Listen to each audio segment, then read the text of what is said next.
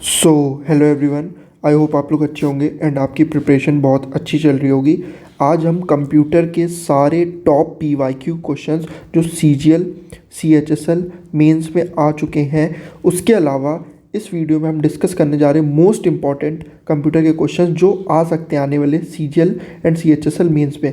मैं आपको एक गारंटी दे सकता हूँ, इस वीडियो को जब आप ख़त्म करोगे ना तो आपका कॉन्फिडेंस लेवल जो कंप्यूटर में होगा वो एकदम से बूस्ट कर जाएगा। दूसरी चीज़, आपको जो क्वालिफाई करने के लिए जितने मार्क्स चाहिए आप उससे ज़्यादा स्कोर करके आओगे।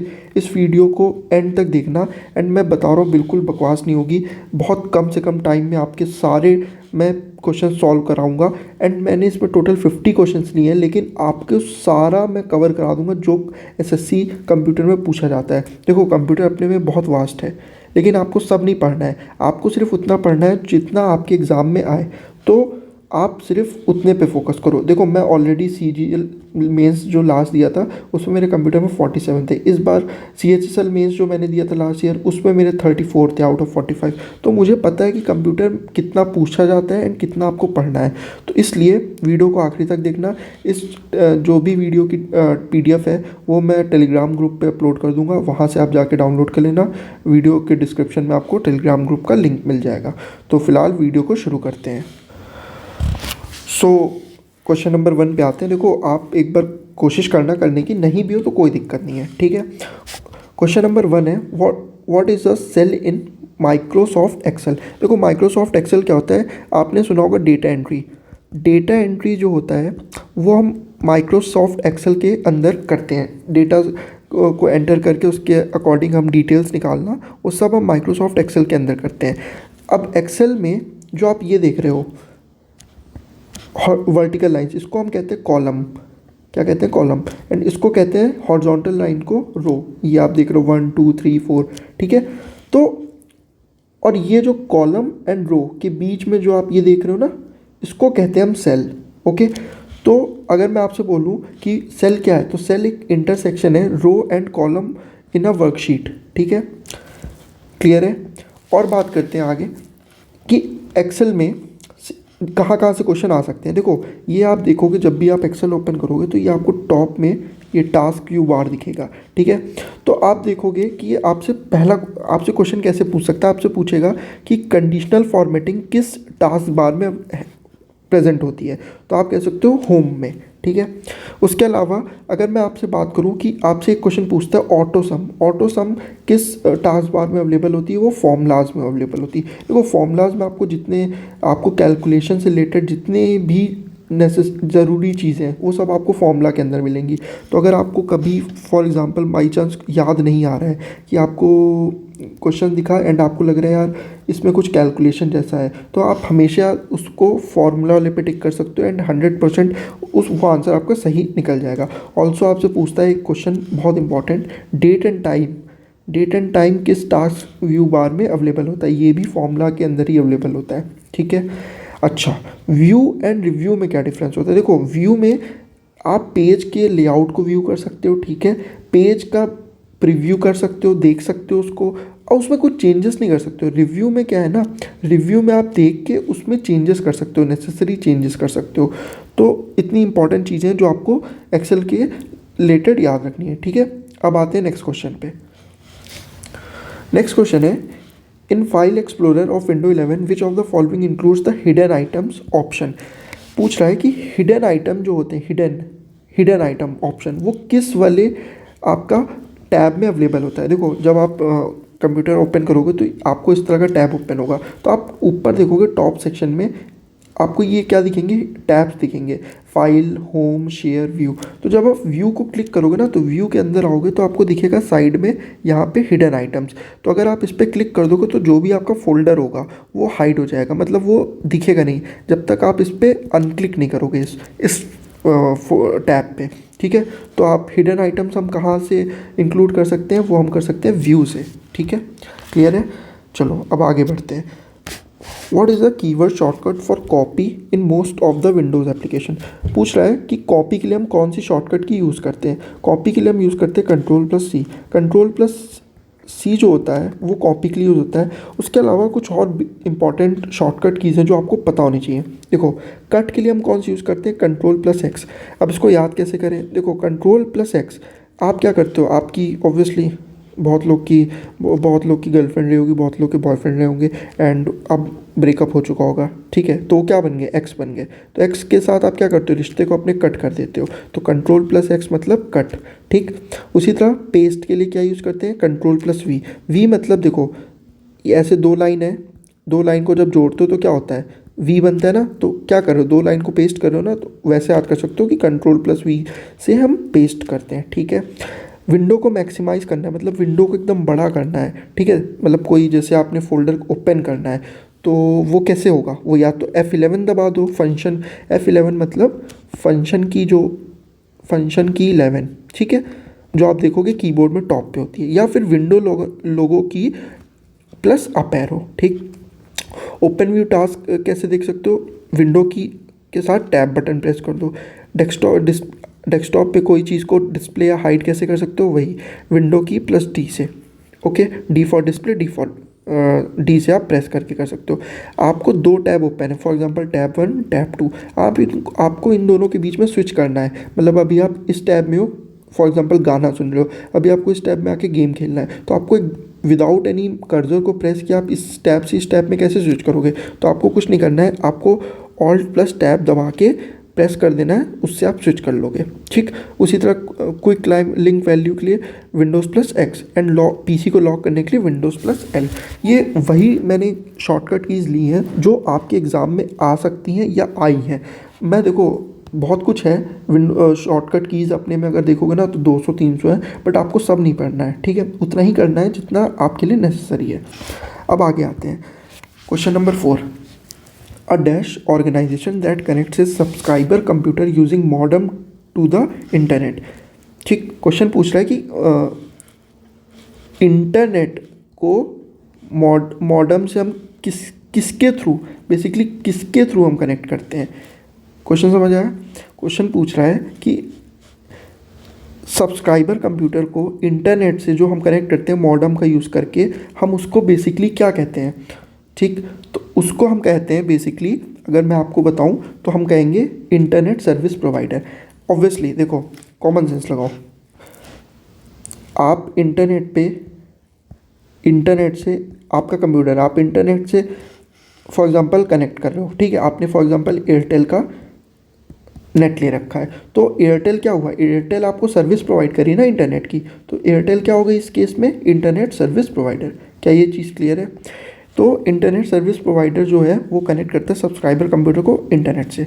अच्छा, एक इंपॉर्टेंट चीज़ आपसे पूछता है एग्जाम में, URL क्या होता है। देखो URL मतलब uniform resource locator.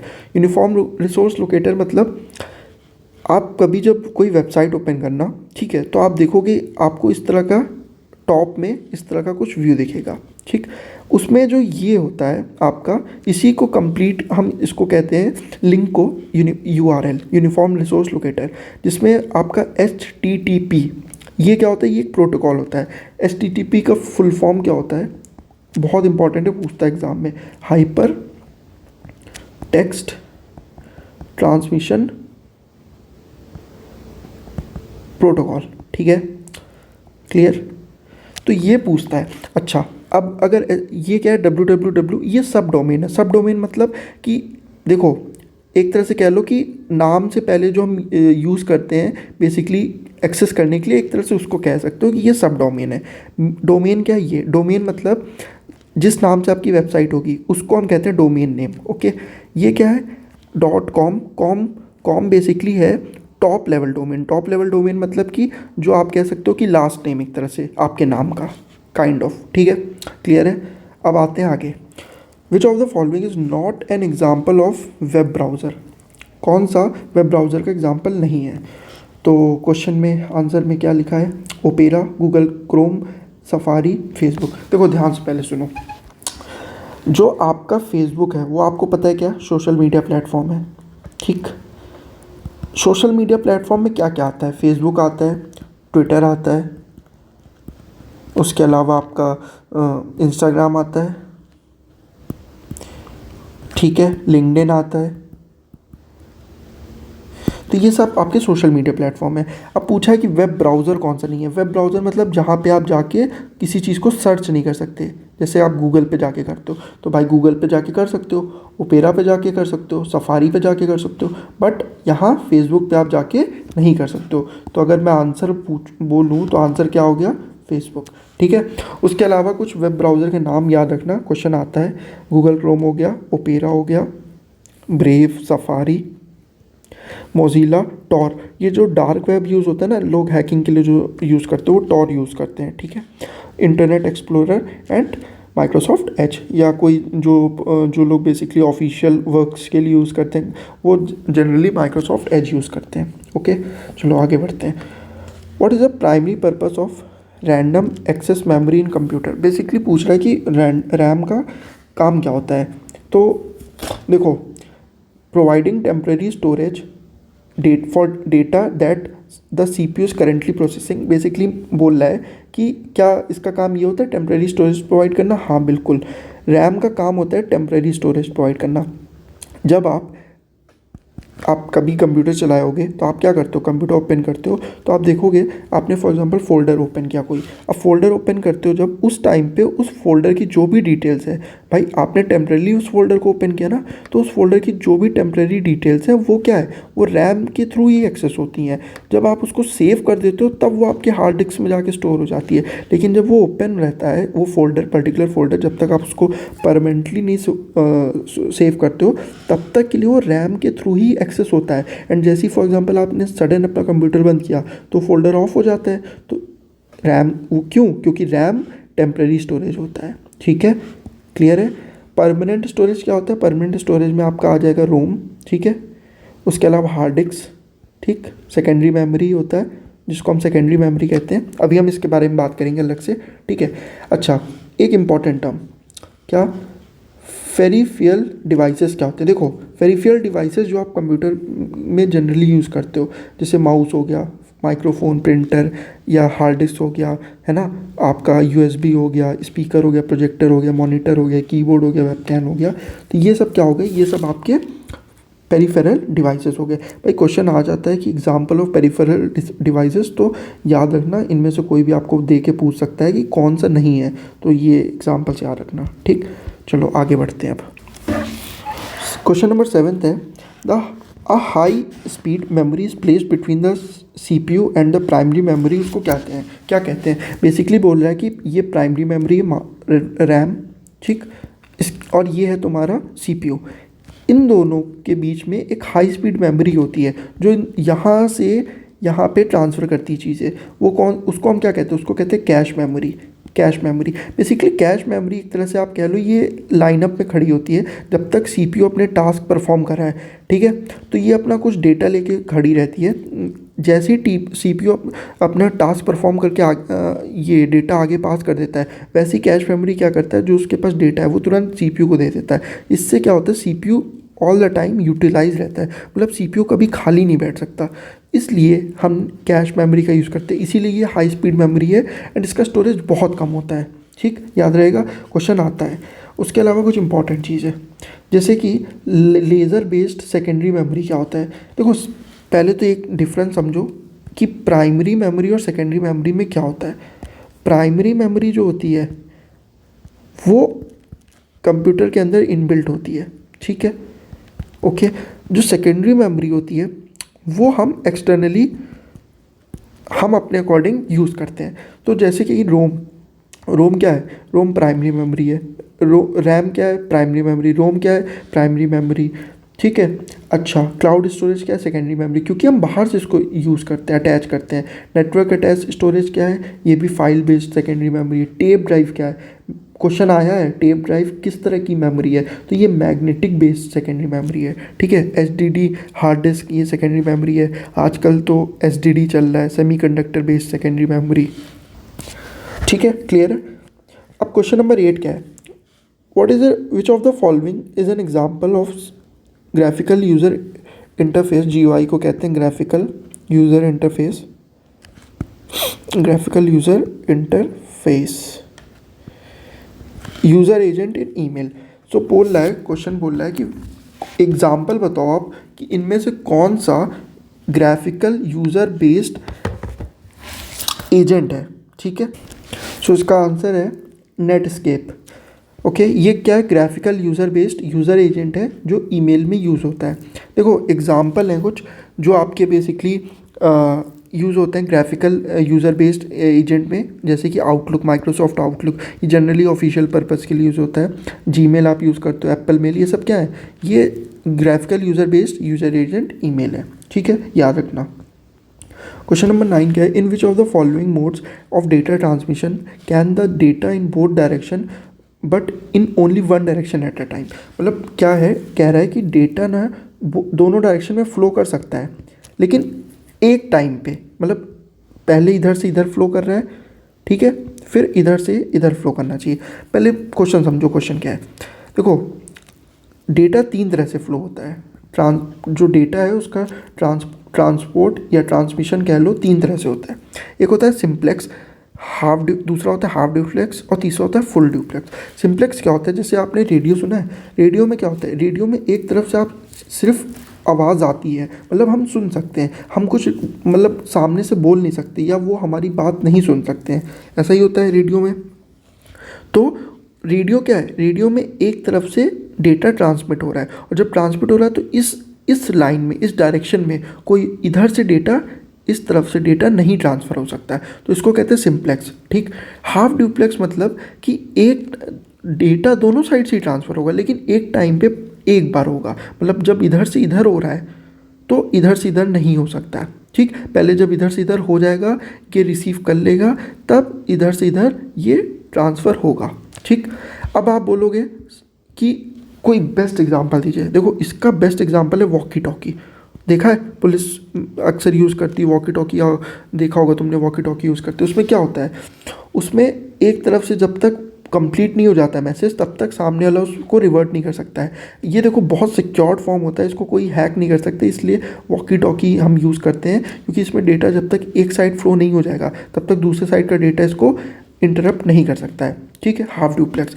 Full duplex आपको पता है, इसका बेस्ट एग्जांपल है मोबाइल फ़ोन। डायरेक्शन दोनों साइड फ्लो होता है एट अ सेम टाइम, मतलब उधर से कोई बोल सकता है और इधर से भी कोई बोल सकता है, ठीक है। तीनों चीज़ें क्लियर हैं। तो अगर मैं पूछूं कि इसका क्या आंसर होगा, डेटा दोनों डायरेक्शन में फ्लो कर रहा है लेकिन एक टाइम पे एक ही बार, तो half duplex. I hope clear हो गया होगा ये चीज़। अब आते हैं आगे। Which among the following generation of computer use in vacuum tubes? Vacuum tubes में कौन सा जनरेशन ऑफ कंप्यूटर यूज़ होता है? देखो total there are 5 generations, 5 generations हैं अभी तक, ठीक है, कंप्यूटर के। फर्स्ट जनरेशन की बात करें तो फर्स्ट जनरेशन में यूज़ होता है वैक्यूम ट्यूब। ये देखो बहुत बड़ा होता था, मतलब बहुत बड़ा वैक्यूम ट्यूब, ठीक, फर्स्ट जनरेशन में। सेकेंड जनरेशन में आते आते हमने थोड़ा सा अपग्रेड किया और हम यूज़ करने लगे ट्रांजिस्टर्स, ठीक। लेकिन फिर थर्ड जनरेशन तक आते आते हम लोग इंटीग्रेटेड सर्किट पे आ गए, आईसी पे आ गए, इंटीग्रेटेड सर्किट्स यूज़ करने लगे।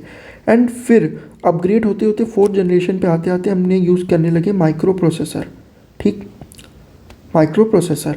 एंड फिर अभी जो करेंटली हम यूज़ कर रहे हैं फिफ्थ जनरेशन में, उसको कहते हैं एआई, आर्टिफिशियल इंटेलिजेंस। आई होप क्लियर होगा। तो वैक्यूम ट्यूब किस में यूज़ किया था हमने? फर्स्ट जनरेशन में, ठीक। बहुत इंपॉर्टेंट है, यहाँ से क्वेश्चन 100% आता है। चलो आगे बढ़ते हैं। Full form of HTTP. देखो एचटीटीपी क्या है, मैंने बताया था अभी कि एक ट्रांसमिशन प्रोटोकॉल है, सेट ऑफ रूल्स है जो हम बेसिकली वेबसाइट में यूज़ करते हैं। इसका फुल फॉर्म है हाइपर टेक्स्ट ट्रांसमिशन प्रोटोकॉल। बहुत लोग ट्रांसफ़र से कंफ्यूज होते हैं, भाई ट्रांसफ़र नहीं है, ट्रांसमिशन। डेटा क्या होता है? ट्रांसमिट होता है, ट्रांसफ़र नहीं होता है, ट्रांसमिट। तो इसलिए ट्रांसमिशन से याद रखना, हाइपर टेक्स्ट ट्रांसमिशन प्रोटोकॉल। अब देखो कुछ और फुल फॉर्म्स है जो रैंडमली अक्सर पूछे गए हैं एसएससी के एग्ज़ाम्स में, जैसे कि रोम का फुल फॉर्म हो गया read only memory, RAM random access memory. BIOS क्या होता है? Basic input output system. LAN local area network, वैन wide area network, MAN metropolitan area network. अब सुनो ध्यान से, लैन वैन और मैन से क्वेश्चन आते हैं। देखो जब तुम किसी, फॉर एग्जांपल आप किसी बिल्डिंग में बैठे हो, ठीक, अब उस बिल्डिंग में एक ऑफिस में आप काम करते हो, जैसे फॉर एग्जांपल कल को आप जीएसटी डिपार्टमेंट में जाके वर्क करोगे, ठीक, जीएसटी ऑफिस होगा। अब वहाँ पे तो बहुत सारे कंप्यूटर होंगे, ठीक, फॉर एग्जांपल बहुत सारे कंप्यूटर हैं। अब क्या है कि आप वहाँ जाके ऐसा तो होगा नहीं कि आप वाईफाई से कनेक्ट कर लिए एंड आपका सब चल रहा है। भाई वाईफाई को तो कोई भी हैक कर सकता है। तो उस पर्टिकुलर ऑफिस के सिस्टम को सिक्योर करने के लिए हम वहाँ से वायर से हर सिस्टम को कनेक्ट करते हैं ताकि सिस्टम सिक्योर रहे और डेटा इधर उधर बाहर ट्रांसमिट ना हो सके, मतलब उस ऑफिस के बाहर ना वापस हो सके। तो ये क्या, ये आप लोकल लेवल पे यूज़ कर रहे हो।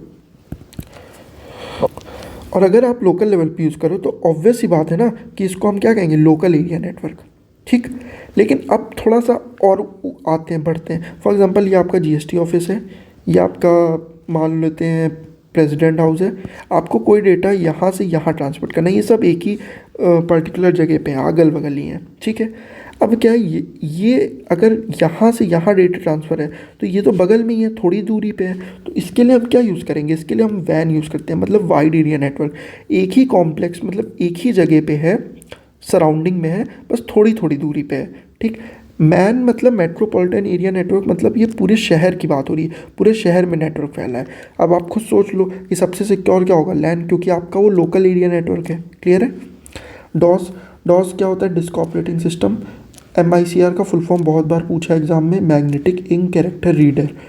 CSS क्या होता है, देखो CSS जो होता है आपका, उसको कहते हैं हम कैस्केडिंग स्टाइल शीट। जो वेबसाइट होती है ना, वेबसाइट, उसको बनाने के लिए हम CSS का यूज़ करते हैं। इससे क्या होता है, वेबसाइट की जो डिज़ाइंस देख लो या सब कुछ, वेबसाइट का फ्रेमवर्क, पूरा वेबसाइट हम इसके थ्रू ही बनाते हैं। और ये एग्ज़ाम में पूछा जा चुका है इसका फुल फॉर्म। CVV अक्सर देखा होगा आप लोग ने, ATM के पीछे लिखी होती है, उसको कहते हैं कार्ड वेरिफिकेशन वैल्यू। CC क्या होता है, कार्बन कॉपी। और इसी के साथ आपसे पूछता है BCC क्या होता है, तो ब्लाइंड कार्बन कॉपी। ठीक, याद रहेगा। FTP पूछता है अक्सर, FTP क्या होता है, फाइल ट्रांसफ़र प्रोटोकॉल। ठीक है, चलो आगे बढ़ते हैं। क्वेश्चन नंबर 12 बोल रहा है, Preeti wants to use object-oriented programming language for her application. Which among the following languages should she pick? Question बोल रहा है भाई, प्रीति को प्रोग्राम बनाना है, सिंपल। कैसा प्रोग्राम बनाना है, ऑब्जेक्ट ओरिएंटेड। तो उसको कौन सी लैंग्वेज पिक करनी चाहिए भाई, ध्यान से सुनो। ऑब्जेक्ट ओरिएंटेड जो होता है ना, वो बेसिकली कुछ लैंग्वेजेस हैं जो ऑब्जेक्ट ओरिएंटेड में प्रोग्राम बनाती हैं। ये ऑब्जेक्ट ओरिएंटेड क्या है, ऐसे समझो। ऑब्जेक्ट क्या होता है, आप क्या हो, आप एक इंसान हो, ह्यूमन हो। ठीक है, आप जानवर भी देखे होंगे, ट्रीज़ भी देखे होंगे, हर एक चीज़ जो इस धरती पे एग्जिस्ट करती है वो, उसको हम कहते हैं ऑब्जेक्ट। ठीक, ऑब्जेक्ट ओरिएंटेड क्या होता है, फॉर एग्जांपल आपने क्या किया, हम एक कंपनी बना रहे हैं। ठीक है, हम एक कंपनी बना रहे हैं, उस कंपनी में बहुत सारे एम्प्लॉयज़ को हायर करना पड़ेगा। ठीक है, उस कंपनी का कुछ विज़न होगा। ओके, अब उस विज़न को कंप्लीट करने के लिए हमने बहुत सारे एम्प्लॉयज़ को हायर किया, तो वो एम्प्लॉयज़ क्या हो गए, वो एम्प्लॉयज़ हो गए एक तरह से ऑब्जेक्ट। और हम किस तरह का इसमें रूल फॉलो कर रहे हैं, ऑब्जेक्ट ओरिएंटेड, मतलब हम ऑब्जेक्ट के थ्रू अपने विजन को कंप्लीट करेंगे। मतलब जो कंपनी का विजन है वो कौन कंप्लीट करेगा, ऑब्जेक्ट, एंड ऑब्जेक्ट के थ्रू हम कंप्लीट करेंगे। तो इसी तरह समझ लो कि ऑब्जेक्ट ओरिएंटेड प्रोग्रामिंग लैंग्वेज होती है जहाँ हम ऑब्जेक्ट बना के प्रोग्राम्स बनाते हैं। तो वो किस तरह की होती है, कौन सी होती है, जावा होती है मोस्ट इंपॉर्टेंट। और क्या क्या होती हैं, देखो C++ होती है, C नहीं होती है, याद रखना, C is not an object oriented, but C++ इसका अपग्रेडेड वर्जन है, वो ऑब्जेक्ट ओरिएंटेड होती है। Python is an object oriented, C# is an object oriented, Ruby object oriented, PHP object oriented. PHP website बनाने के लिए यूज़ होता है। ठीक है, देखो आप बोलोगे सर वेबसाइट बनाने के लिए तो अभी आपने बताया CSS यूज़ होता है। देखो CSS क्या करता है, वेबसाइट में जो आप देखोगे ना, वेबसाइट की पूरी डिज़ाइन वो CSS करता है, और जो पीछे की कोडिंग होती है वो PHP के थ्रू होती है। ठीक है, टाइप स्क्रिप्ट हो गया, कॉटलिन हो गया, R, ये सब क्या ऑब्जेक्ट ओरिएंटेड प्रोग्रामिंग लैंग्वेज है, पूछ लेता है एग्जाम में। चलो आगे बढ़ते हैं। क्वेश्चन नंबर 13 क्या है, a dash is a computer program that can self replicate and propagate over the network. बोल रहा है कि एक ऐसा कंप्यूटर प्रोग्राम जो क्या करता है, खुद को रेप्लिकेट कर लेता है और मतलब खुद को फैला सकता है पूरे नेटवर्क पर, उसको हम क्या कहते हैं भाई, उसको कहते हैं वॉर्म। ये एक तरह का वायरस है जो बहुत सारे, मतलब यूजली आप कहोगे तो बहुत सारी जगह पे यूज़ होता है। एंड ये क्या करता है, ये अपने आप को रेप्लिकेट कर देता है। मतलब जैसे ये फॉर एग्जांपल ये मान लो मैं हूँ, मैंने क्या किया, अपना ही एक वो बना लिया, हुलिया बना लिया, मतलब एक रेप्लिका बना लिया जो मेरे जैसा काम करे।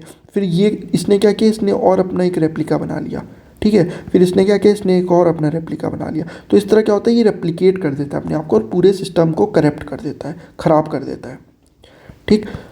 अच्छा, ट्रोजन हॉर्स वायरस क्या होता है, ये एक मालवेयर है, याद रखना मालवेयर है, जो क्या करता है, डाउनलोड करता है on a computer disguised as a legitimate problem. मतलब आपको फील होगा ये एक लेजिटिमेट मतलब ज़रूरी चीज़ है, ऐसा वो बिहेव करेगा, ठीक है।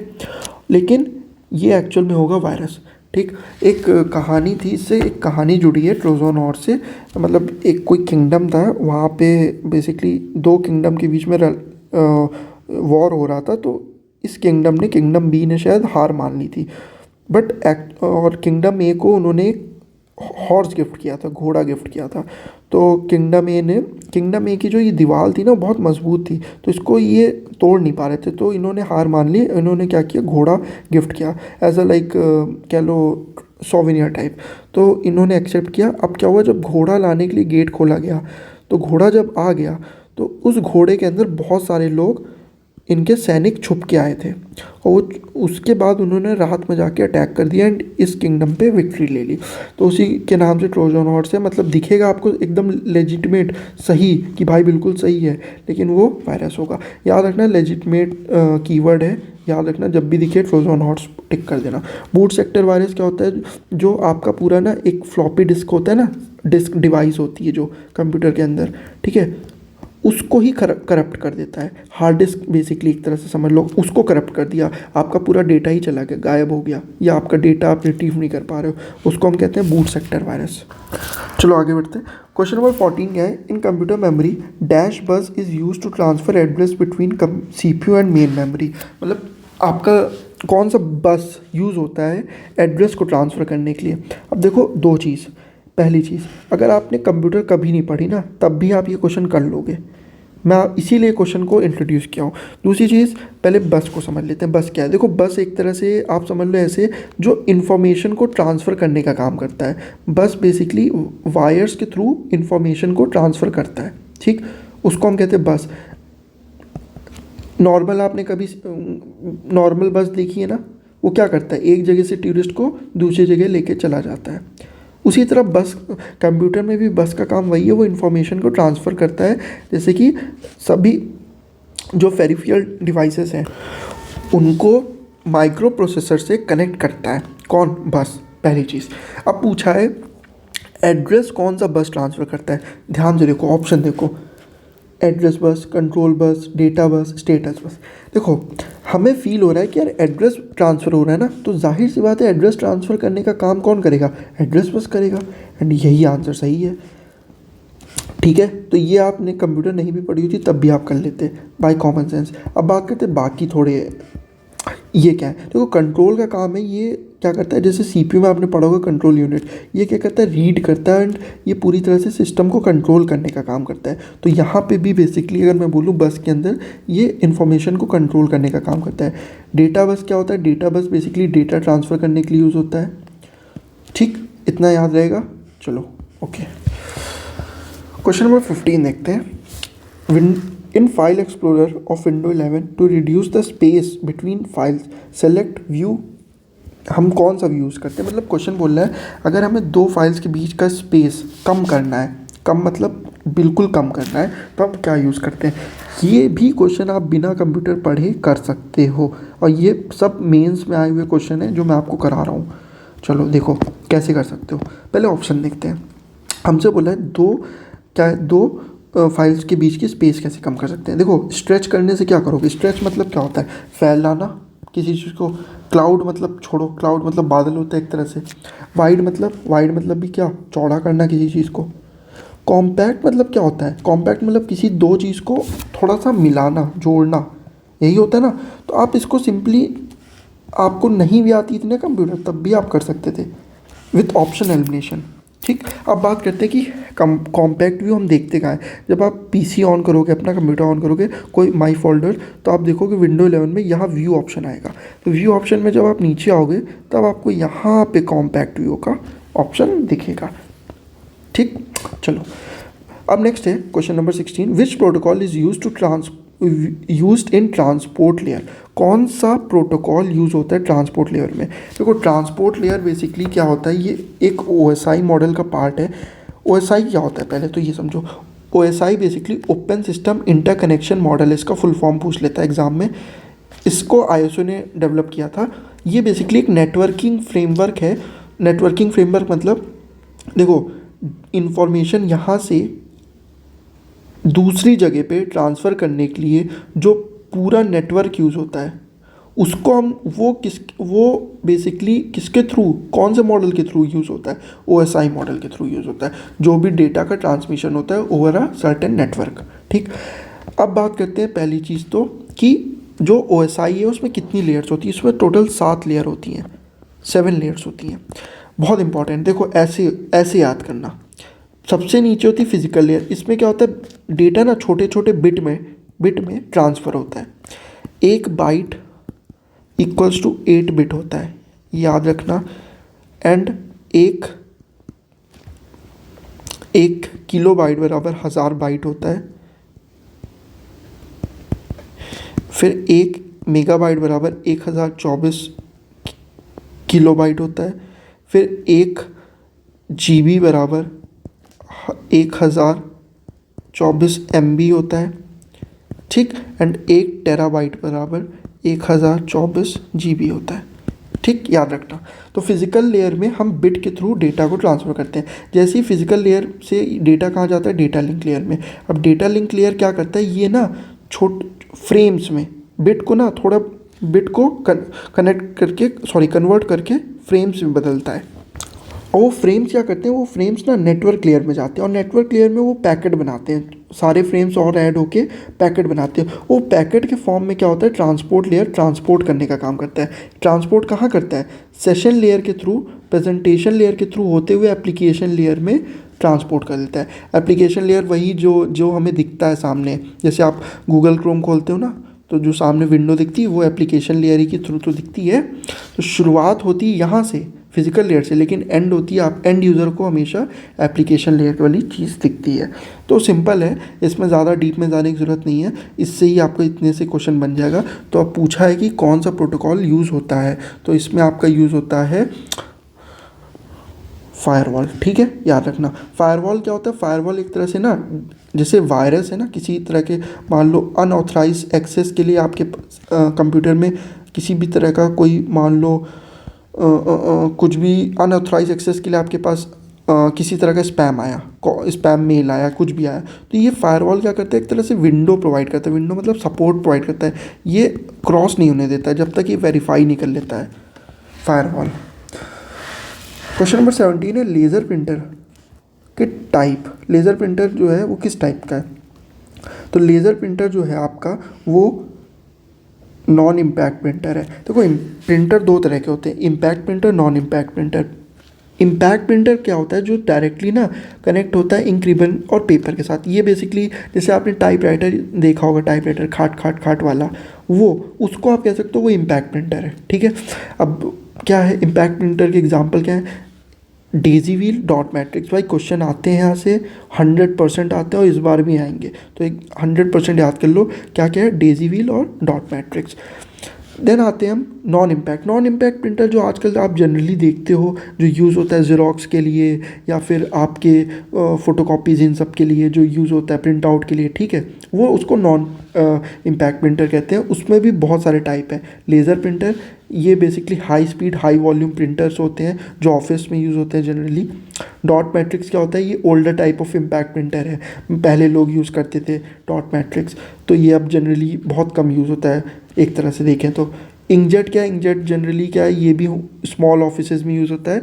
थोड़ा सा ये पेपर जो है थोड़ा सा ज़्यादा लेता है इंकजेट। ठीक है, तो ये एग्ज़ाम्पल ज़रूर याद रखना आप। थर्मल भी नॉन इम्पैक्ट का एग्ज़ाम्पल है। क्वेश्चन नंबर 18 देखते हैं। Dash is a passage to connect 2 networks that may work on different networking models. कौन सा ऐसा पैसेज है जो दो नेटवर्क को आपस में कनेक्ट करता है, दो नेटवर्क को आपस में कनेक्ट करेगा। देखो, दो नेटवर्क को आपस में कनेक्ट करने का जो काम करता है वो गेटवे करता है। गेटवे क्यों करता है भाई? गेटवे का अगर आप नॉर्मल इंग्लिश में भी मतलब समझो तो एक तरह से क्या है, वो रास्ता देता है किसी चीज़ को। फॉर एग्जांपल नेटवर्क 1 इधर है, नेटवर्क 2 इधर है, तो गेटवे का काम क्या है? नेटवर्क 1 को रास्ता देना ताकि वो नेटवर्क 2 तक पहुंच पाए। तो इसलिए गेटवे का यूज़ करते हैं हम, याद रहेगा। देखो ये राउटर होता है, राउटर फिर सब डिवाइड होता है स्विचेस में, ठीक। स्विच फिर उसके अंदर डिवाइड होता है, स्विच के अंदर होते हैं हब, फिर हब क्या होता है, हब फर्दर डिवाइड होता है कंप्यूटर में। फिर वो कंप्यूटर क्या करता है, फॉर एग्जांपल ये अलग कंप्यूटर है, ये इसको इससे कनेक्ट करना है तो हम किसके थ्रू करते हैं? ब्रिज के थ्रू करते हैं, ठीक है। ब्रिज के थ्रू दो रास्तों को कनेक्ट करने का काम कौन करता है? ब्रिज करता है ना। तो एक तरह से वही चीज़ है। क्वेश्चन नंबर 19 देखते हैं। The instruction that is not to be executed immediately is placed in the dash. जिस इंस्ट्रक्शन को हमें अभी तुरंत नहीं एग्जीक्यूट कराना है, मतलब कि थोड़ी देर के लिए होल्ड पे रखना है, उसको हम कहाँ पे रखते हैं? अब ये क्वेश्चन भी आप थोड़ा सा कॉमन सेंस से कर सकते हो, और वो कैसे देखो। मैं क्वेश्चन क्या बोला? Instruction that is not to be executed immediately, तुरंत एग्जीक्यूट नहीं करना है, ठीक। चलो ऑप्शन देखते हैं। करंट इंस्ट्रक्शन रजिस्टर, देखो करंट मतलब क्या? अभी, अभी तो छोड़ो, ठीक है, हमने ऑप्शन पढ़ लिया। ऑप्शन बी देखो प्रोग्राम काउंटर, ओके। ऑप्शन 3 देखो इंस्ट्रक्शन बफर रजिस्टर, अच्छा। फिर ऑप्शन डी है मेमोरी एड्रेस रजिस्टर। अब देखो इस क्वेश्चन को करोगे कैसे?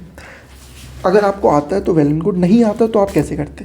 देखो अगर आपको थोड़ा भी समझ आए तो इसमें अगर देखें, एड्रेस मतलब तो एड्रेस की बात हो रही है, ओके। करंट मतलब तो अभी तुरंत, हटाओ।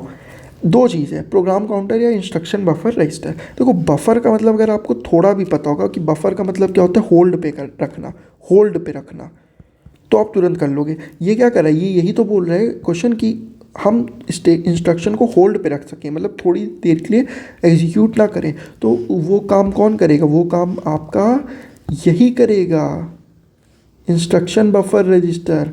क्लियर है कि नहीं है? इंस्ट्रक्शन बफर रजिस्टर, ठीक। अब देखो रजिस्टर होता क्या? रजिस्टर बेसिकली एक छोटा सा टेम्प्रेरी स्टोरेज होता है, सीपीयू के अंदर ही यूज़ होता है, ठीक। बहुत इंपॉर्टेंट रोल प्ले करता है ये सीपीयू को आपका प्रोसेसिंग के साथ कनेक्ट करने के लिए। एंड उसके साथ साथ ये किसका मेड बना होता है? फ्लिप फ्लॉप्स का, ठीक है। फ्लिप फ्लॉप्स क्या होता है ये डीप में जाने की ज़रूरत नहीं है, आप बस इतना समझ लो बना किसका होता है? फ्लिप फ्लॉप का, अगर आपसे क्वेश्चन पूछ ले तो, ठीक। आगे बढ़ते हैं। Which of the following is not a valid format in MS Word 365, मतलब कौन सा वैलिड फॉर्मेट नहीं है? देखो जब भी आप फाइल को ना सेव करोगे, आप देखना उसका एक्सटेंशन होता है। जैसे गूगल पे आप कुछ सर्च करते हो .com लगाते हो, उसी तरह जब फाइल को सेव करते हो तो फाइल का एक टाइप होता है। तो फाइल के टाइप में आप देखोगे जैसे आप PDF में सेंड करते हो तो .pdf होता है ना। उसी तरह इसमें से कौन सा वैलिड एक्सटेंशन नहीं है? देखो डॉक्स तो वैलिड है। डॉक्स क्यों वैलिड है? क्योंकि डॉक्यूमेंट फाइल को सेव करने के लिए डॉक्स वैलिड यूज़ होता है, ठीक है। फिर .x भी वैलिड है, डॉक भी, ये सब डॉक्यूमेंट फाइल को सेव करने के लिए यूज़ होते हैं, वैलिड है। लेकिन .dcp कुछ नहीं होता। DCP एक रॉन्ग है, DCP इज़ नॉट करेक्ट। तो DCP कोई भी एक्सटेंशन नहीं होता है। उसके अलावा कुछ और एक्सटेंशन क्या होते हैं? जैसे पावर पॉइंट प्रेजेंटेशन को सेव करना तो PPT हो गया, या फिर PPTX हो गया, ठीक है। ये हो गया आपके वैलिड एक्सटेंशन, ओके। देखो ये गाइस मैंने कुछ शॉर्टकट कीज़ अटैच कर दी हैं, अगर आपको मन करे you can go through once, आप इसको गो थ्रू कर सकते हो, ठीक है। वैसे इसमें सारी एक्सटेंशन की से एक कुछ मैं आपको बताता हूँ मोस्ट इंपॉर्टेंट। देखो एक तो ये कंट्रोल के बहुत इंपॉर्टेंट है। आपसे बोलेगा हाइपरलिंक हम कैसे कौन से शॉर्टकट की से यूज़ कर सकते हो? तो हाइपरलिंक Ctrl+K। और पता है मज़े की बात, ऑप्शन में आपको दिया होगा Ctrl+H, और बहुत सारे बच्चे क्या करते हैं Ctrl+H टिक करके आ जाते हैं। भाई Ctrl+H जो होता है वो नहीं होता है। हाइपरलिंक के लिए जो यूज़ होता है K यूज़ होता है, K, ठीक है, याद रहेगा हाइपरलिंक के लिए, ठीक। अब आगे बढ़ते हैं। और सेव के लिए हम क्या यूज़ करते हैं? Ctrl+S यूज़ करते हैं सेव के लिए। चलो आगे बढ़ते हैं, आप एक बार गो थ्रू कर लेना इसको। Question number 21, dash displays a list of utility configure the computer system and install the software and hardware. Question बोल रहा है कि जो यूटिलिटी कॉन्फ़िग सो इसका आंसर होगा कंट्रोल पैनल। देखो बेसिकली अगर आपको सॉफ्टवेयर या हार्डवेयर में कुछ भी अपडेट करना है या कंप्यूटर पे कुछ भी अपडेट करना है, लैपटॉप पे कुछ भी अपडेट करना है, या कुछ भी प्रॉब्लम हो रही है आपके सॉफ्टवेयर और हार्डवेयर के अंदर कॉन्फ़िगरेशन में उसके, तो वो सब कहाँ से सही होता है, वो सब सही या करेक्ट हम देख सकते हैं कंट्रोल पैनल के अंदर। ठीक, चलो आगे बढ़ते हैं। Question 22, which among the following keyboard shortcuts is use to insert hyperlink for the selected test. देखो पूछ लिया ना, हाइपरलिंक इंसर्ट करने के लिए क्या यूज़ करते हैं, और ऑप्शन में देखो कंट्रोल+H भी दे दिया। बहुत बच्चे ये टिक कर देंगे भाई, इसका आंसर कंट्रोल+K होता है, दिमाग में बैठा लो और गलत मत कर देना, ये आता है। Next question, which among the following is incorrect about laser printer. Laser printer के लिए क्या इनकरेक्ट है, तो ऑप्शन है can print multiple copies at a time, क्या मल्टीपल कॉपीज प्रिंट कर सकता है, फास्ट स्पीड होता है, user laser lights for producing dots to form character on a one page, support multiple fonts and sizes. तो अभी हमने ऊपर पढ़ा था कि लेज़र प्रिंटर क्या करता है, मल्टीपल कॉपीज़ को प्रिंट कर सकता है एक टाइम पे। ठीक, आगे बढ़ते हैं। Which of the following keyboard shortcut is use to reload the current page in Google search engine. Google search engine में कौन से पेज को रीलोड करने के लिए हम शॉर्टकट की यूज़ करते हैं। देखो F से जो भी शॉर्टकट की यूज़ होती है उसको हम फंक्शन की कहते हैं, मतलब वो कोई ना कोई फंक्शन परफॉर्म कर रही होती है। टोटल 12 फंक्शन की होती है और इम्पॉर्टेंट है, क्वेश्चन यहाँ से आता है, इस बार CHSL मेंस में भी आया था। बताता हूँ कौन सा क्वेश्चन। देखो F1 जो है वो हेल्प के लिए यूज़ होता है, तो अगर आपसे पूछे हेल्प के लिए कौन सा यूज़ होता है, F1। रीनेम के लिए क्या यूज़ होता है, F2। रीनेम मतलब F2। सर्च, किसी चीज़ को सर्च करने के लिए, सर्च फीचर्स के लिए F3 यूज़ होता है। अगर आपको विंडो को शट डाउन करना है या जो एक्टिव विंडो है उसको शट डाउन करना है तो F4 यूज़ होता है। रिफ़्रेश करने के लिए F5 यूज़ करते हैं, बहुत लोग ने किया भी होगा। किसी मतलब आपको ना एड्रेस बार तक कर्सर को लेके जाना है तो उसके लिए F6 होता है। ये उतना इंपॉर्टेंट नहीं है, क्वेश्चन नहीं आते, बट याद रखना। हाँ ये इंपॉर्टेंट है, F7। अगर आपको चेक करनी है स्पेलिंग मिस्टेक या ग्रामर चेक करना है तो F7 की का यूज़ कर सकते हो। अगर आपको विंडो को बूट करना है तो F8 का यूज़ कर सकते हो। ठीक, आपको अगर रिफ़्रेश करना है किसी डॉक्यूमेंट को सेंड या रिसीव करने से तो वो आप F9 के थ्रू यूज़ कर सकते हो। ठीक, अब आते हैं अगर आपको मेन्यू बार को एक्टिवेट करना है तो F10 यूज़ कर सकते हो, इतना इंपॉर्टेंट नहीं है। F11 किस लिए यूज़ कर सकते हो, एंटर और एग्जिट फुल स्क्रीन मोड के लिए। अगर आप मान लो फुल स्क्रीन मोड पे जाना है आपको, मतलब पूरी स्क्रीन पे आपका जो है डॉक्यूमेंट दिखे, तो आप उसके लिए F11 प्रेस कर सकते हो। वो एक एंटर भी हो सकता है और एग्जिट भी हो सकता है। इस बार CHSL मेंस में क्वेश्चन आया था F12 से, बोला था कि सेव एज डायलॉग बॉक्स के लिए हम कौन सी फंक्शन की यूज़ करते हैं, F12। एंड मैं आपको बता रहा हूँ F12, F7, उसके अलावा आपका F2 एंड देन आपका F1 एंड F3। ये काफ़ी इंपॉर्टेंट है, एक बार फिर से दिमाग में इसको बैठा लेना। उसके अलावा कुछ और इंपॉर्टेंट शॉर्टकट कीज़ मैं आपके लिए लेके आऊँ। देखो कंट्रोल+W क्या करता है, ये एक्टिव विंडो को बंद कर देता है। एक्टिव विंडो को बंद करना मतलब क्लोज़ कर देता है। देखो W से विंडो, W से आप याद रख सकते हो, कंप्यूटर में कुछ भी चीज़ ऐसे ही नहीं दी होती है, कुछ ना कुछ उसके पीछे मीनिंग होती है। कंट्रोल+Z ये क्या करता है, एक्शन को अंडू करता है। मतलब अंडू मतलब फॉर एग्जांपल अभी जैसे मैंने क्या किया, मैंने यहाँ पे कुछ लिख दिया, अब मुझे क्या करना है, मेरे को ये चीज़ वापस से लेके जानी, मतलब यहाँ कुछ भी लिखा ना होए, तो मैं क्या करूँगा, कंट्रोल+Z दबा दूंगा, तो वो क्या हो जाएगा, अंडू हो जाएगा। मतलब जो मेरा पहले वाला एक्शन था वही रिपीट हो जाएगा। रीडू वाला क्या होगा, रीडू मतलब जो लास्ट सेक्शन है वो रिपीट हो जाएगा। जेड वाले में मैंने क्या बताया, वो एक्शन हट जाएगा, अंडू हो जाएगा, गायब हो जाएगा, जो मेरा पहले वाला एक्शन था वो आ जाएगा। ठीक है, इसमें क्या लास्ट एक्शन रिपीट हो जाएगा। एक्शन फिर से हम कर सकते हैं या रिपीट कर सकते हैं, कंफ्यूज मत होना भाई, दोनों अलग अलग है। Undo Z and redo Y. अगर तुमको थोड़ा सा भी डाउट हो तुम एक बार प्रेस करके देख लेना ये शॉर्टकट की। कंट्रोल+S सेव के लिए यूज़ करते हैं। प्रिंट के लिए P फॉर प्रिंट, P के लिए यूज़ करते हैं। हाइपर लिंक के लिए K यूज़ करते हैं।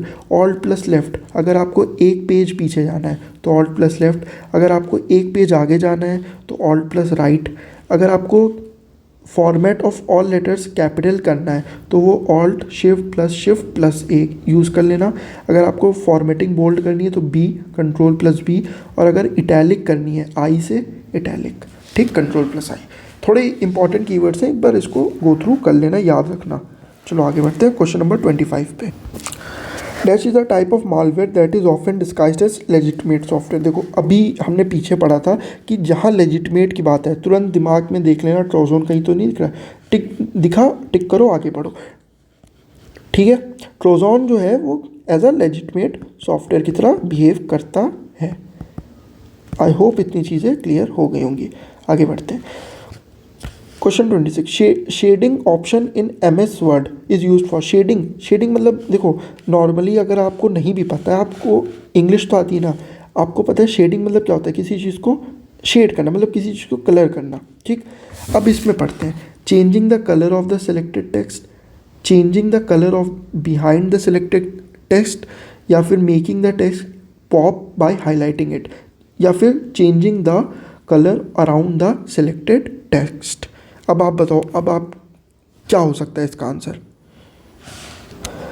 जब आप कलर, जब जो जैसे फॉर एग्जांपल ये कोई अल्फ़ाबेट लिखा है तो शेड मतलब क्या, इसके पीछे वाला हल्का हल्का शेड हो जाए तो वो कहाँ लिखा है, वो ऑप्शन बी में लिखा है ना, बिहाइंड, पीछे साइड, ठीक। इतना ही करना था बस, बिहाइंड, यही आंसर है, ठीक है। ये आप देख सकते हो शेडेड टेक्स्ट आपको अगर यूज़ करना है तो आप यहाँ पे आके पेंट में आके आप इसको यूज़ कर सकते हो। Question 27। Which of the following is correct in MS Excel if the value of the value in the cell of column A and row 10। ध्यान से सुनना, column A and row 10 is to be referred in function और formula. अगर हमें किसी function या formula में Excel के रो या कॉलम को यूज़ करना है तो हम उसको कैसे यूज़ करेंगे, मतलब कि सबसे इम्पॉर्टेंट चीज़, क्या हम पहले रो को प्रेफरेंस देंगे या पहले कॉलम को देंगे। तो देखो ध्यान से सुनो, पहले हम इस सिनेरियो में हम क्या करेंगे, सबसे पहले हम जो प्रेफरेंस देते हैं वो कॉलम को देते हैं, ठीक। MS Excel की बात कर रहा हूँ। उसके बाद कॉलम के बाद हम रो को देते हैं और उसके बीच में लगता है कोलन। तो इस हिसाब से कॉलम क्या है A, रो क्या है 10, तो A:10, तो ये आंसर हो जाएगा, ठीक। ये फॉर्मेट याद रखना, इस पे भी क्वेश्चन आते हैं, ये सब रॉन्ग फॉर्मेट है जो BCD ऑप्शन दे रखा है। Question 28। Dash cookies track you and expose your privacy. पूछ रहा है कि कौन सा कुकी है जो तुम एक्सपोज करता है, मतलब आपको ट्रैक करता है पहले तो, और आपकी प्राइवेसी को पूरी भंग कर देता है, एक्सपोज कर देता है, नष्ट कर देता है। तो इसका आंसर है थर्ड पार्टी, ठीक। थर्ड पार्टी मतलब जो थर्ड पार्टी कुकीज़ जो होती हैं वो आपको ट्रैक करती हैं, वो आपके मतलब ऐसा लगेगा नहीं आपके साथ हैं, बट वो पीछे पीछे आपको ट्रैक कर रही होती हैं। आप किसी वेबसाइट में जाते हो, ठीक है, कभी कभी नहीं होता ओपन विथ थर्ड पार्टी, तो भाई आप उसको एक्सेस ही तो देते हो, लिख के आता ओपन विथ थर्ड पार्टी, आपने जैसे ही ओके किया आपने उसको पूरा एक्सेस दे दिया। अब वो आपकी पूरी प्राइवेसी देख सकता है, आपको लग रहा है लेकिन आप लग रहा है कि कोई देख नहीं रहा, लेकिन वो आपकी पूरी प्राइवेसी एक्सेस कर सकता है क्योंकि आपने ही परमिशन दी एक्सेप्ट करके। हमेशा याद रखना, थर्ड पार्टी ऐप्स को आप करते हो ना, एंड आपके फ़ोन में होंगे भी बहुत सारे थर्ड पार्टी ऐप्स जिसको आपने परमिशन दे रखे होंगे, एंड उसके पास आपके पूरे फ़ोन की प्राइवेसी की परमिशन होगी है, एंड टू बी प्रिसाइज आपके फ़ोटो से लेके उसकी वीडियोस तक हर एक चीज़ की एक्सेस होगा उसके पास, ठीक है। सो ऐसे आप कभी भी एक्सेस देने से पहले थोड़ा सा देख लिया करो। Question 29। The instructions that is not to be executed immediately is placed in the dash. जिस इंस्ट्रक्शंस को, अच्छा ये क्वेश्चन अभी हमने किया है, इसका आंसर था इंस्ट्रक्शन बफर रजिस्टर। आगे बढ़ते हैं। Dash is also known as electronic disk. Electronic disk हम किसे कहते हैं? इसका आंसर है सॉलिड स्टेट ड्राइव, SSD को हम कहते हैं इलेक्ट्रॉनिक डिस्क। अभी हमने पढ़ा था ना SSD क्या होता है, आपका सेमीकंडक्टर इलेक्ट्रॉनिक डिस्क होता है ना। हार्ड ड्राइव्स को क्या कहते हैं? हार्ड ड्राइव्स हमारा किसके थ्रू यूज़ होता है? मैग्नेटिक डिस्क के थ्रू, ठीक है, या मैग्नेटिक टेप कह लो, मैग्नेटिक डिस्क के थ्रू यूज़ होता है। मैग्नेटिक डिस्क में और क्या यूज़ होता है? फ्लॉपी डिस्क, ये भी याद रखना, फ्लॉपी डिस्क। आगे बढ़ते हैं। क्वेश्चन 31 है, each cell in worksheet of MS Excel is identified by the cell, by a cell. Answer है इसका रेफरेंस। सेल रेफरेंस के थ्रू हम हर जो हमारी सेल है उसकी हम आइडेंटिटी को देख सकते हैं। रेफरेंस मतलब रेफरेंस बेसिकली एक तरह से एड्रेस, हर सेल का जो एड्रेस है वो सेल रेफरेंस के थ्रू हम एक्सेस कर सकते हैं। जैसे आपके घर का एड्रेस होगा ना, वो क्या है बेसिकली आपके घर का एड्रेस हम क्या एक्सेस कर सकते हैं ना, किसके थ्रू, आप बेसिकली आपके एड्रेस के थ्रू। तो उसी तरह से सेल को हम एक्सेस कर सकते हैं उसके एड्रेस के थ्रू, उसी को हम रेफरेंस कहते हैं, cell reference. Once Dash has infected a substantial number of computer systems, it generates revenue either by displaying advertisements या फिर using pay-per-click mechanism to charge its client on their displayed ads। देखो add कितनी जगह add की बात हो रही है, एक यहाँ बात हुई एड्स की, ठीक, एक यहाँ एडवर्टीजमेंट की बात हुई। अब आप ऑप्शन पढ़ो, ऑप्शन क्या है, एडवेयर, स्पाईवेयर, वायरस, वॉर्म्स। तुरंत एडवेयर देखो, टिक करो, आगे बढ़ो। एडवेयर क्या करते हैं, एडवेयर का काम यही है कि substantial number of computer systems में आपको रेवेन्यू जनरेट करके देगा।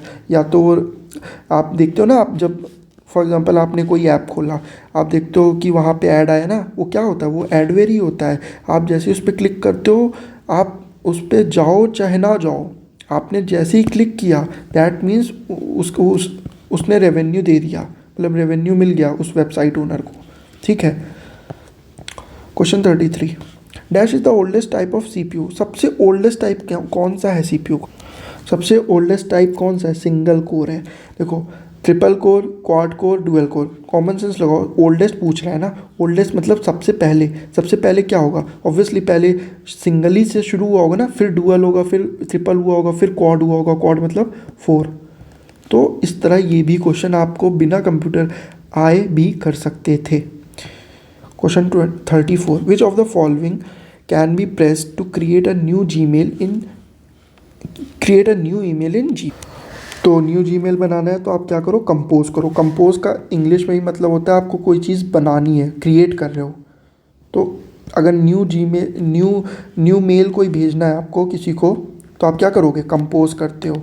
कंपोज ऑप्शन आता है ना यहाँ पे प्लस का साइन बन के, जैसे ही क्लिक करते हो तो न्यू ईमेल क्रिएट कर सकते हो। क्वेश्चन 35, आई होप अभी आपको थोड़ा कॉन्फिडेंस आ रहा होगा, कि फील हो रहा होगा हाँ यार मतलब कुछ है, आया है कुछ, ठीक है। चलो अभी बस आपको थोड़े में और कॉन्फिडेंस आ जाएगा। Which of the following is math and trigonometric function available in MS Excel. Math और ट्रिग्नोमेट्रिक जो फंक्शन है वो कौन से फंक्शन में अवेलेबल है।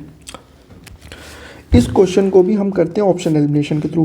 देखो फाइनेंशियल फंक्शन मतलब क्या, कुछ फाइनेंस से रिलेटेड बात हो रही है। अच्छा यहाँ पे तो क्या बात हो रही, कैलकुलेशन से रिलेटेड, तो अभी इसको साइड रखते हैं। लॉजिकल, देखो यहाँ कुछ लॉजिक की बात हो रही है क्या, लॉजिक की बात हो रही है, नहीं ना। टेक्स्ट फंक्शन तो कुछ अलग ही है। देखो एप्स फंक्शन का यूज़ करते हैं, एप्स मतलब एब्सोल्यूट फंक्शंस का यूज़ करते हैं, जो ट्रिग्नोमेट्रिकल ऑपरेशंस यूज़ करने के लिए यूज़ होता है एप्स फंक्शन। आपने मैथ्स में ही पढ़ा होगा, अगर आपने मैथ्स में ही पढ़ा होगा ना तो भी आप कर सकते थे ये क्वेश्चन बहुत आराम से। In web browser which of the following is responsible for displaying the web pages. Web browser में कौन सा क्या रिस्पॉन्सिबल होता है वेब पेजेस को डिस्प्ले करने के लिए, रेंडरिंग इंजन, ठीक है। रेंडरिंग इंजन जो है वो रिस्पॉन्सिबल होता है डिस्प्ले करने के लिए वेब पेजेस में आपका, ठीक है। आगे बढ़ते हैं। सर्वर क्या होता है, सर्वर बेसिकली जिस पर हम कनेक्ट होते हैं, जिस पर बेसिकली हमारा इंटरनेट है वो कनेक्ट होता है, ठीक है। सर्च इंजन जहाँ से हम सर्च करते हैं, जैसे गूगल हो गया। Question number 37, which of the dash displays a list of utility configure the computer to install, and ये भी रिपीट हो गया क्वेश्चन, कंट्रोल पैनल होगा इसका answer. Which of the following is not a magnetic disk. अभी हमने पढ़ा था ना मैग्नेटिक डिस्क बेसिकली क्या क्या है, तो उसमें मैग्नेटिक डिस्क में मैंने क्या क्या बताया था, एक तो हार्ड डिस्क बताया था STD, ठीक, और क्या बताया था आपको, फ्लॉपी डिस्क बताया था।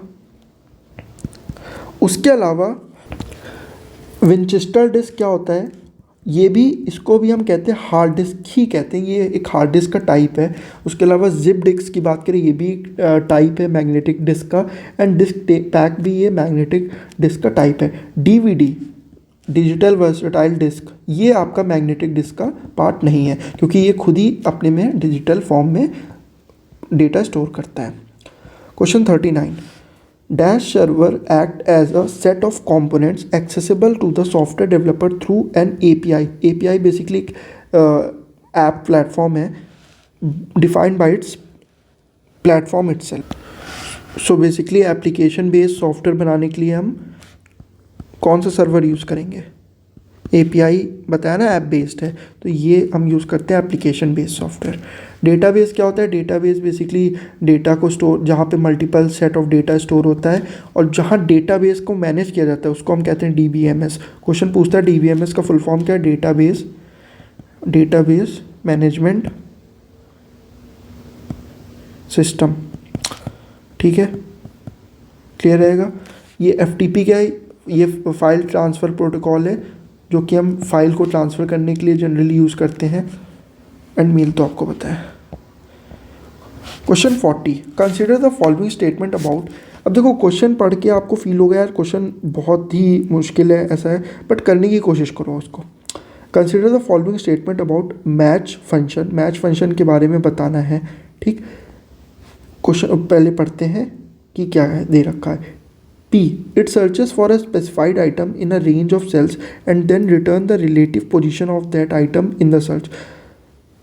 The match function syntax is match lookup value comma lookup dash array फिर ब्रैकेट में match type and for R है all the arguments in the match function are required. So इसका आंसर है option A, P&Q। देखो अगर ध्यान से सुनो, वैसे मैं GS का टीचर तो नहीं हूँ बट मुझे जितना मतलब मैंने भी जितना सीखा है परमार सर से, तो मैंने उसको ऑप्शन एलिमिनेशन से मैं कर सकता हूँ। हालांकि ये अगर आपने पढ़ा होगा MS Excel तो शायद आपको पता होगा, बट अगर आप इसको ऑप्शन एलिमिनेशन से करने जाओगे तो जैसे ही एक्सट्रीम कीवर्ड देखोगे all the arguments in a match function are required, सारे आर्ग्यूमेंट्स की ज़रूरत नहीं होती है, इसलिए ये ऑप्शन जैसे ही गलत हुआ तो आप ये कट हो गया, ये कट हो गया, और फिर दो ऑप्शन एलिमिनेट हो गए। तो फिर आप देखोगे कि पहला जो है it searches for a specified item in a range of cell and then return the relative position of that item in a range. तो ऑब्वियसली ये जनरल स्टेटमेंट है, ठीक है, इसलिए हम इसको कंसिडर करते हैं ये ट्रू है, ठीक। तो इसलिए हम P&Q टिक कर रहे हैं। अब तो ये हमने ऑप्शन एलिमिनेशन से किया तो ठीक है, कर लिया, लेकिन क्या है ये है क्या मैच फंक्शन? देखो ये देखो मैच फंक्शन बेसिकली क्या करता है, वैल्यूज़ को मैच करने का काम करता है। दो सेट ऑफ रेंज में जो वैल्यूज़ दी हैं उसको मैच करने का जो काम करेगा वो आपका मैच फंक्शन करेगा। देखो इसी फॉर्मेट में वैल्यू हमारा ऑप्शन 2 दे रखा था, ये lookup value lookup array and match type. देखो lookup value lookup array and match type, ठीक। तो ये आपका क्या करता है, वैल्यूज़ को मैच करने का काम करता है। अब आते हैं क्वेश्चन नंबर 41 पे। Which of the following internet protocol specifies how data exchanged over the internet and how it should be broken into IP packets? कौन सा इंटरनेट प्रोटोकॉल जो है वो स्पेसिफाई करता है कि डेटा जो एक्सचेंज हो रहा है इंटरनेट पे और कैसे हम उसे ब्रेक कर सकते हैं पैकेट्स में। SMTP क्या होता है? Simple mail transfer protocol. जैसे आप जो मेल भेजते हो ना वो किसके थ्रू होता है? वो आपका इसी प्रोटोकॉल के थ्रू होता है, SMTP। ये अभी हमने पढ़ा HTTP क्या है, हाइपर टेक्स्ट ट्रांसमिशन प्रोटोकॉल। और आपका TCP क्या है? TCP आपका हो गया ट्रांसमिशन